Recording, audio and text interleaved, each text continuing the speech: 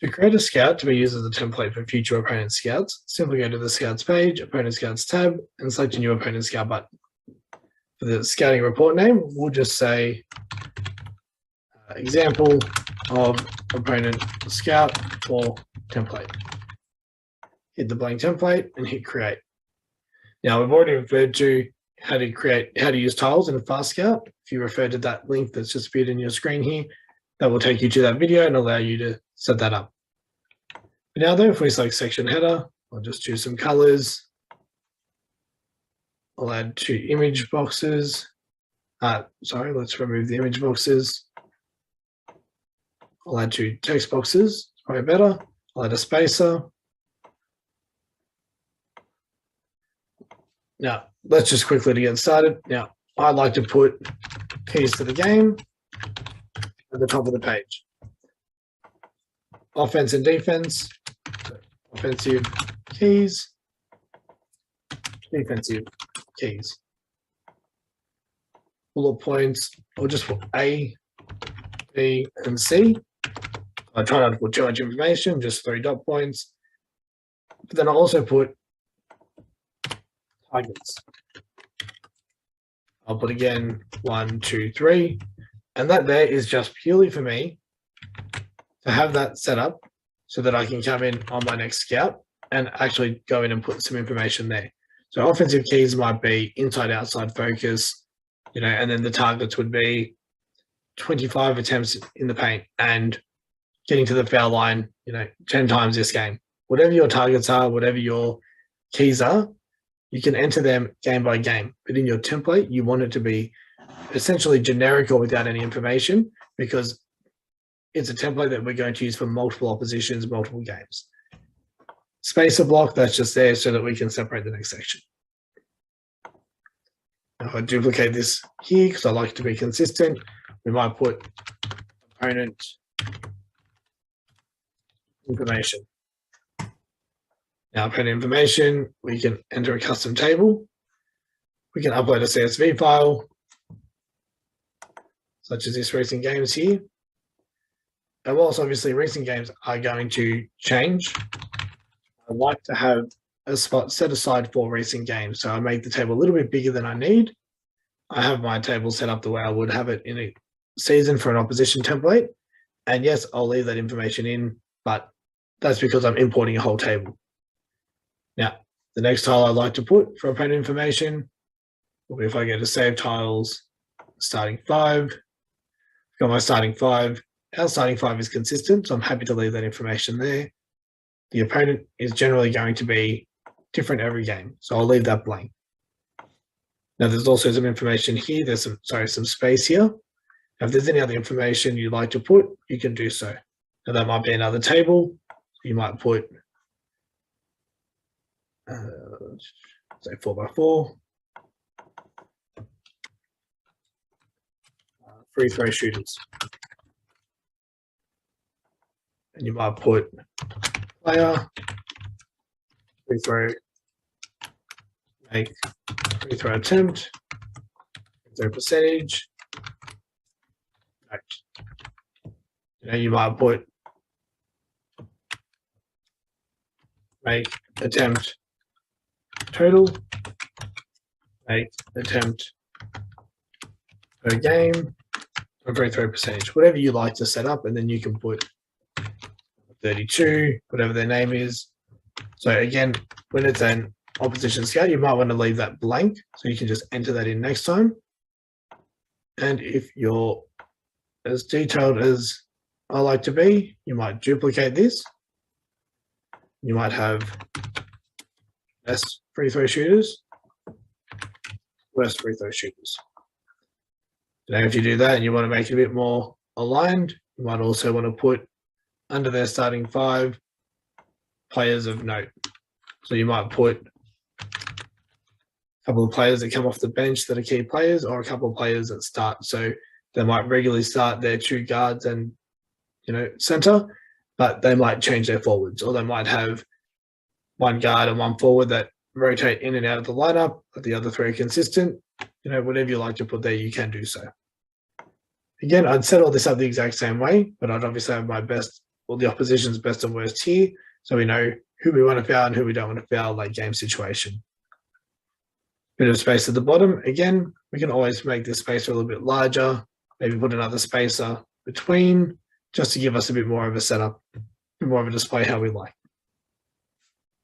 Now, another feature we have, if we create another page, is we can import plays from FastDraw. So as long as you've used FastDraw, you've fast shared, so it's on FastDraw Web, all those plays will be available here. Now we can filter this down by team. So if we're looking for FastDraw Playbank, probably not the best one to use, we can use Melbourne. We can tick the 2 plays that they're running. We can go back to all, we can still see the 2 plays I've ticked, and we might want to include horns because there's a video attached. Now these videos I've already added through FastDraw Web, so you can see that there. That's tied into this play. So if I've added these 3 plays, add tile to page 2, add 3 plays, and they'll populate in here. Now by default, they set up to take a quarter of the page each. So even if there's 1, 2, or 3 play or frames per row, so let's say 2 for that one, 3 for that one, and we'll leave that as 2, it's still got a tile that's a quarter of the page. Generally, descriptions can come down to here, depends how much information you have on your plays.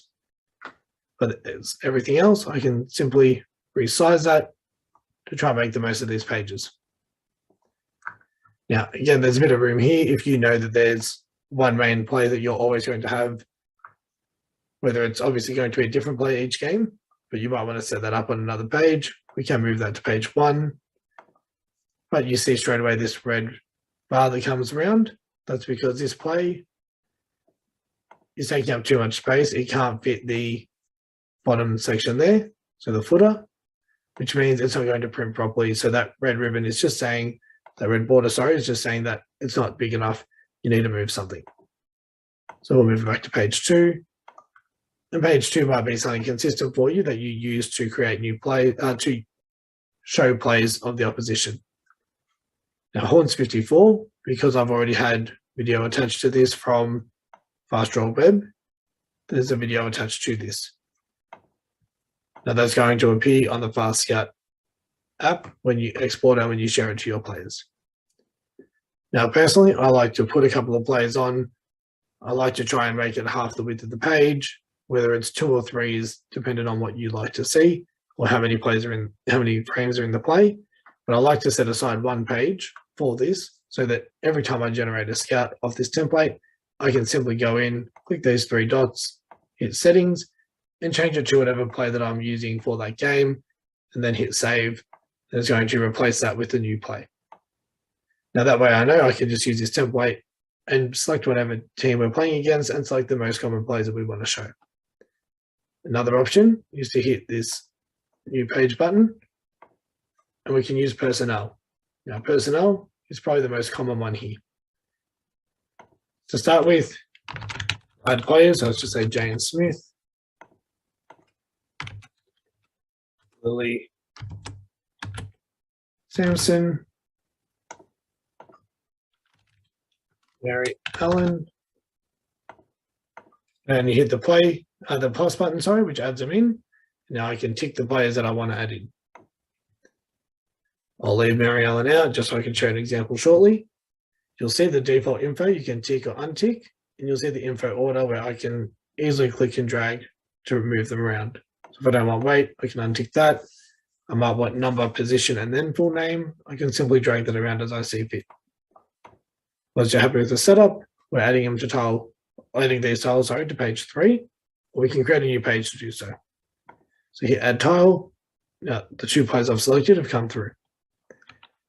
Now, this image, same as all the other images, click that and you can upload any photo into that section there.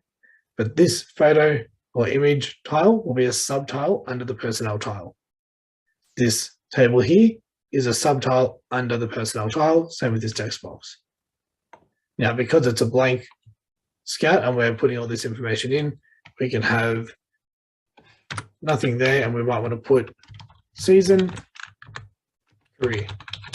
You might want to put last 5, season. You might put last match up against ourselves, last 5 games.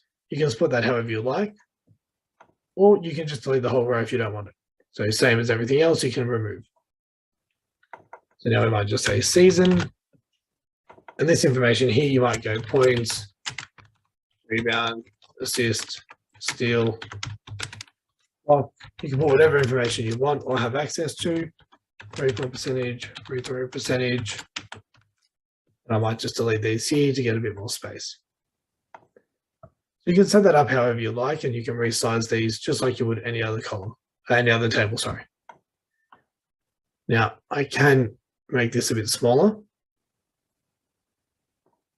and I can add in another text box by simply clicking that text box. It's going to add it below the image by default, remove it, and resize it. Now, that might be because you want to have some notes on tendencies. And then on this one, you might want to put how to defend. Put some dot points, whatever information you like to use, however you like to do that, you can set that up here. Now, again, this is going to be a blank template, so you don't want to put too much detail in, but you want to set it up so you don't have to keep doing this every time. With Jane Smith, click on the name, and you'll see you can enter a number, position, height, hit save, and that will come up. Now, Lily Sampson is still based off the original personnel setting. So there's two things we can do. We can click on the menu. Now, settings will take us back to this menu here.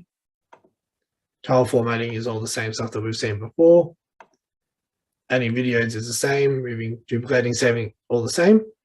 But we can apply this player layout and apply it to any other players that we've already got set up. So now Lily Sampson, whilst the table information remains the same as it was, it has split it up to now show one table, two text boxes. So it hasn't deleted the other row.